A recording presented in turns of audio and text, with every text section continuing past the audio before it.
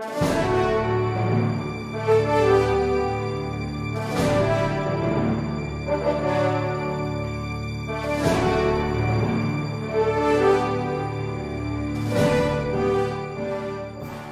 Makati, that was acquired in 2003, according to the SALN, by installment, well, it's now subject to discussion or debate as to whether it was actually acquired or transferred or not. This is now where I am. But I suppose when the defense comes to their turn and they will be able to... It is our humble submission, if Your Honor please, that the burden of proving what this unit is, when it was acquired, and so on and why, is on the part of the prosecution. Because we enjoy the presumption of innocence, Your Honor. And the burden of proof is not shifted to us unless there is a prima facie case. All they stated, there was a purchase, okay. There was transfer. The burden of proof is still on their part, Your Honor. I think every member of the bar will agree with us that these are matters that should be proven by them, and not merely speculate, not merely report and so on. May I be allowed, Your Honor? That is our humble submission. Anyway, Mr. Senator. Just a minute. If there's no more question from the witness, let the witness be discharged. Is there any question? Your Honor, I just want to make a counter manifestation because that is a manifestation, Your Honor. Let's dispose first with the discharge. No, Mr. President, Senator Osmeña wishes to ask the witness. The witness. Okay. All right. Proceed. Let the witnesses stay.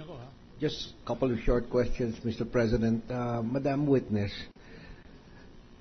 the Ayala Land or Creative Innovations developed the condominium development at the end of Ayala Avenue, almost on the corner of Buendia, called the Columns. Yes, Your Honor. How many buildings or towers constitute the Columns? There are 3 towers, Your Honor. And what is the total number of units in all 3 towers? More or less. There are about 800 units. 800 units. Yes, sir. When did construction start? The construction started 2003, Your Honor. This is on the old Zuilig lot. Are you familiar with that? It's at the or core. Close to the Zuilig property? Yes, sir. It's close to the Zuilig property. All right. Can you tell us the type of discounts Ayala Land gave on the Columns? It depends, sir, on the buyer, but we would have discounts based on the payment schemes of the buyers. Just on the payment scheme? Yes, sir. Would this range from 5% to 15%? What would be the maximum amount of discount you would give for, say, a cash buyer? At that time, sir, it would probably range in between about 10%, sir. 10%. Did any of the units sell at a 30 or 40% discount?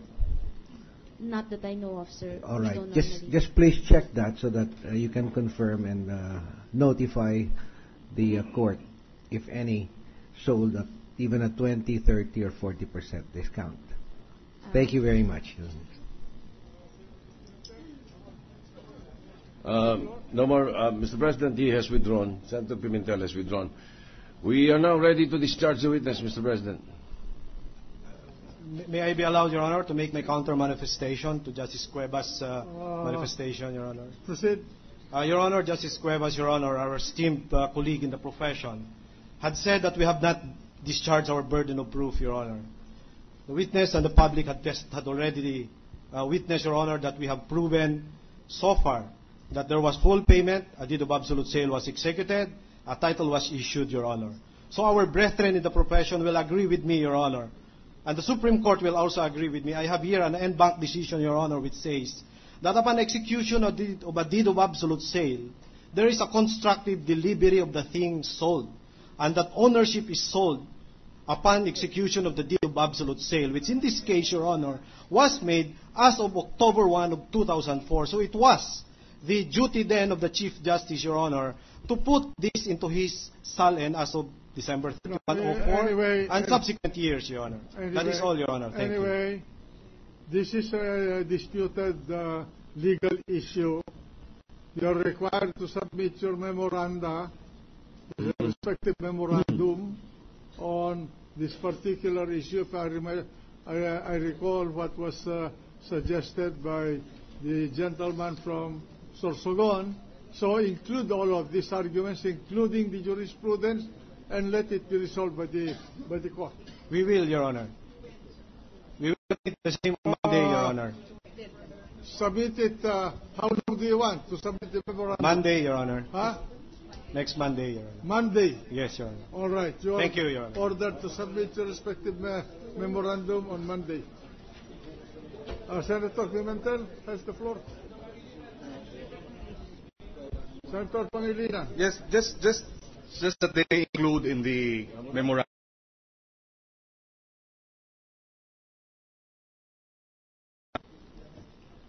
The SALN for 2010 admits to a condo unit that was acquired in 2003 by installment.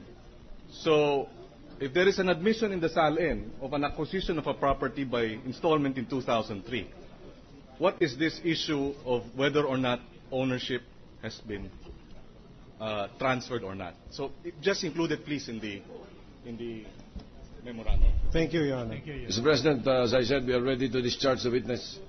The witness is discharged. No other matter being asked from this witness. No other matter, Mr. All President. right. You are discharged. Mr. President, Mr. Noli Hernandez of Mega World, who testified yesterday and was asked by the court to submit certain documents, has filed a written request for additional time, not later than 10 February 2012, to search for and voluntarily submit whatever documents are available. We grant the request, Mr. President. The request is reasonable, and the chair grants the request. Additional request from Senator Osmeña on this matter, Mr. President. The gentleman from Cebu has the floor. Thank you, Mr. President. In addition, may we request the court to subpoena, along with the date of turnover of unit number 38B or the penthouse to Justice Corona, the date of Justice Corona's acceptance of 38B, and the date of the transfer of title. And finally, to include the master deed of the Bellagio 1 Condo Corporation, which includes attached floor plans or the condo layout plan. Thank you very much, Mr. Chairman. The clerk of court is ordered to prepare the subpoena as requested by the distinguished senator from Cebu for final action by the chair. Mr. President, may we ask the Sergeant at Arms to make an announcement? Proceed. Please all rise. All persons are commanded to remain in their places until the Senate President and the senators have left the session hall. Mr. President, I move to adjourn until 2 o'clock in the afternoon of Thursday, February 2, 2012. Is there any objection? The motion of the floor, majority floor leader is approved.